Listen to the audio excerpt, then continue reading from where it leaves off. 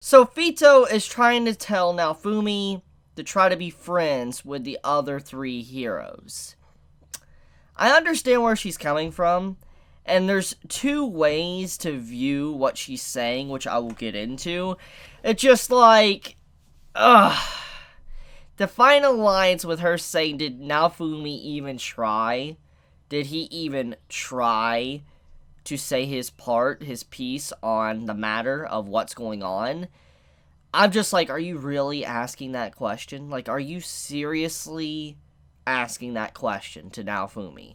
Because honestly, that slightly annoys me. Because it was basically, from the writing standpoint, implying that Naofumi was not trying hard enough to make friends with the other three heroes. Not trying hard enough to just basically prove them wrong. And I'm just like, what? Like, are you serious right now? Now, I do know that the bow and sword hero, they are changing. You can clearly see that throughout these recent episodes, and even at the end of this episode, after the ending song, you see how they're once again continuing their investigation on what's really going on in this country, and an explosion happens. Now, we don't really know what happens to the sword or bow hero, but we do know after what just happened, there's just no way they can refute the fact that Naofumi most likely was falsely accused / blamed for certain things that's going on in this country. So, yeah, I'm willing to bet that the sword and bow hero are going to easily fall in line with Naofumi, which this has always been a thing that's been building up for a while, so I'm not really going to say that this came out of nowhere. However, Fito saying that Naofumi has not tried hard enough, I think is an utter lie. It's just straight up lying to the readers / watchers of this show. Because let's just look at the facts. First episode. Naofumi, obviously very naive. He was someone that's very kind, very happy. And we saw what happened to a man that was very nice. He got shoved into the ground and used as an example.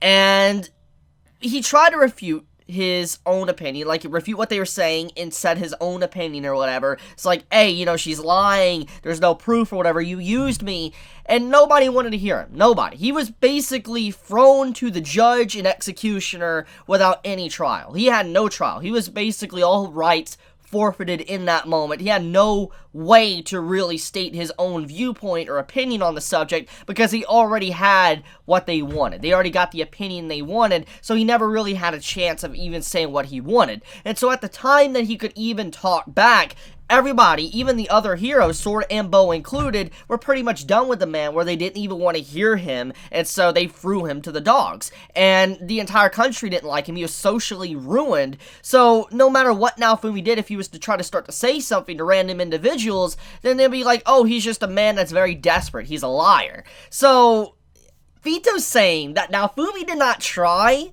is another lie. And I have more examples after that, okay? Let's just talk about after that.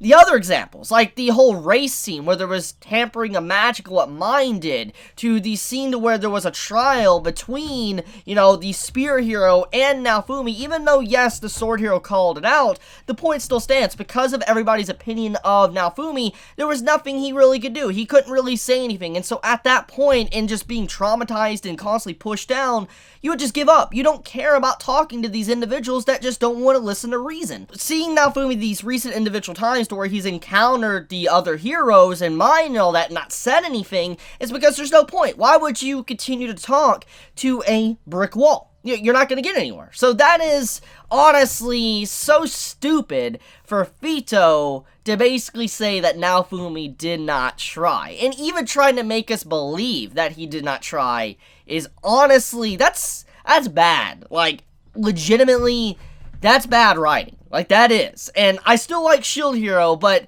trying to shift the blame over to Naofumi, From what I've seen, at least from the anime, I've not read the light novel or manga, but what I've seen from the anime, Naofumi is in the right. Yes, he's aggressive, he's angry boy, but he still has a right to be what he is. Why he acts like he does because of what they've done. They drowned out his voice to where he can't say anything. So just like, what's the point? So, yeah, Fito, get out of here with that. That was just outright dumb. Now, another viewpoint on this, obviously, to defend Fito's case is the fact that, yes, she's trying to say make friends when you know them and all that, okay? And I think one of the ways you can view this is that Fito wants Naofumi to set aside his anger, his rage, his hatred for everything that the country's done to him. Set it aside for the greater good. Set it aside for the people, for the world. That is one of the big things that this episode tried to show, is that Naofumi, we know you're a hero. We as the audience watching this show know that Naofumi is a hero.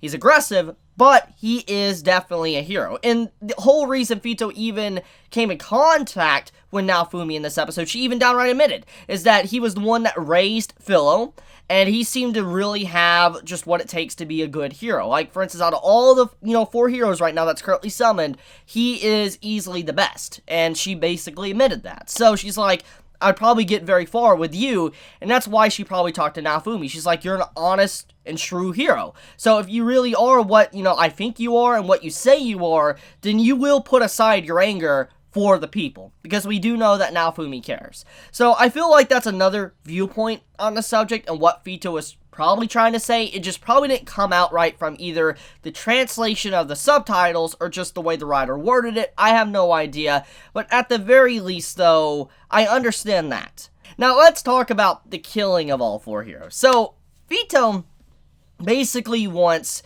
to end all 4 heroes before she can have a reset. Now, I talked about this in my last episode review, so I'm not going to get into all the nitty-gritty details, but to kind of get a brief little, synopsis of it, basically, she wants to reset all 4 heroes, because if these 4 heroes cannot get along by any means, and they definitely need to get along for future battles, then she'd just rather reset everything. Because, when you think about it, if the world's gonna end anyways, if these 4 heroes cannot work together, and the world's gonna end, you might as well take a chance, a gamble, a shot in the dark, just to be able to get maybe 4 heroes that can work together, and get the job done.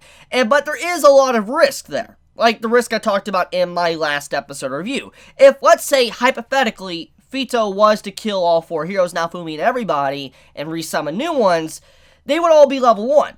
And it's not just that. It's the fact that with them all being level 1, they would have to form new relationships, new party members, level up, and they will already be 3 waves deep into these, events of this world. So they would not be starting off on an easy difficulty. It's basically playing Dark Souls, going from like a standard Skyrim role-playing game to Dark Souls right off the bat. That's pretty much what would happen. So, yeah. I understand where Fito's coming from on that, but at the same time, it's very risky. But at the same time, she has to make that gamble, because if they will not work together, and they cannot come together, and you definitely need all 4 heroes, you might as well take a chance, because there's nothing else you really can do.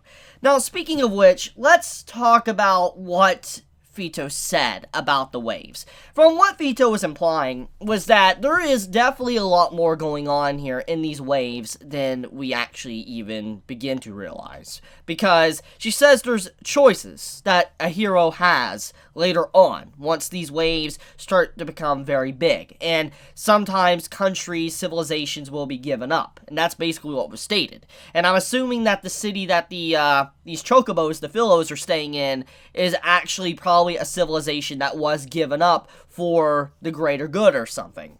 And in this case, I feel like what she was trying to say is that there will come a point to where a hero will have to decide, do they want to save the world, or do they want to save the people? And this is very distinct. You'd think saving the world would save the people, but that isn't necessarily the case. And I have a really good reason for that. Let's have an example here. When she said to save the world, we can look at it from this point of view. Let's say humanity in this world, or demi-humans, humanity, whatever, these sentient creatures of this world were polluting the world, destroying the world, so to say. Obviously, to save the world would mean basically to let humanity die for the greater good of the world to continue to prosper and function.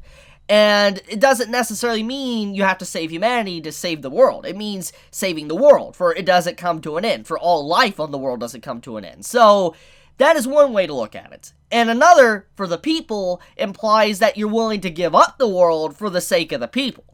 So there's 2 ways to look at this, and that's what I'm assuming is being implied by just the way Fito said that to Naofumi, basically saying two choices, and if you choose the people, it's a very thorny and hard path to deal with, because it's something that you cannot just get over quickly. So that's what makes me believe that choosing the world would necessarily mean giving up countries, giving up certain elements of human civilization and demi-civilization just to be able to save the world, while saving the people means you want to save everyone, but at the cost of maybe the world itself.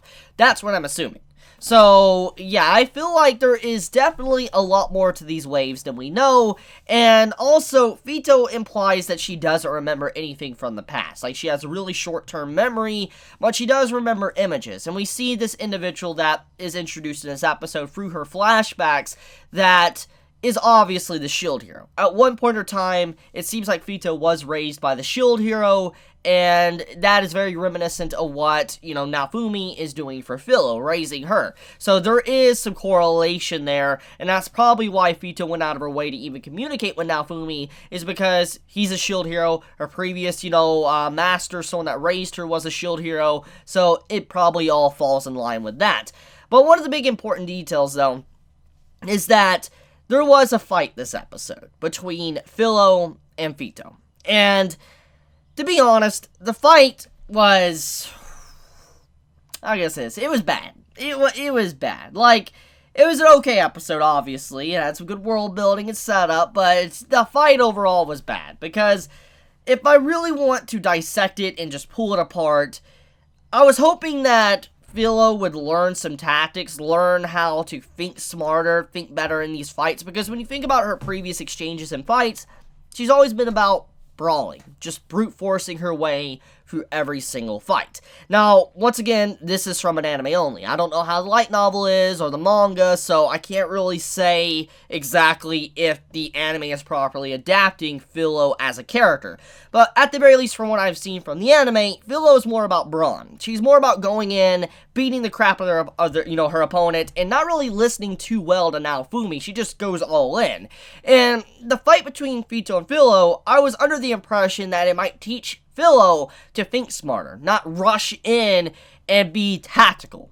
But at the end of the day, when the fight was reaching its conclusion, she basically brute forced her way to beat Fito, or at least, do some damage to her before she could win the little matchup. So Philo didn't necessarily grow as a person. Yeah, she got a power-up, but she didn't really grow mentally at all. So a little bit disappointed with that. I really am. Now, speaking of which, in terms of leveling up and stuff, or getting a power-up, Philo gets a little cowlick on her head, which is very cute, by the way. It is very adorable, very cute, and it's implied that as she levels up, she gets older, stronger, she's going to get more. The Philo Queen, Fito, she has 3. And I'm assuming 3 is the max, or maybe that's just the max she's reached so far, because, it's probably been a very long time since she's fought anything or leveled up, so maybe that's why she's at 3. There might be a possibility that there are going to be a lot more that you can gain instead of 3. Who knows? But the point is that Philo now has an upgrade, which allows her to continuously upgrade like a passive, which is the cowlick she has, which will basically be her crown, her Philo crown. So yeah, it's an interesting episode. It's a good episode. I like it. Had its problems, but I still enjoyed it. So let me know your thoughts in the comments below. If you enjoy my content, please subscribe. If you like this video, please leave a like. And if you want to get notified for whenever I upload a video, please click the bell icon down below. And with that, Chibi out.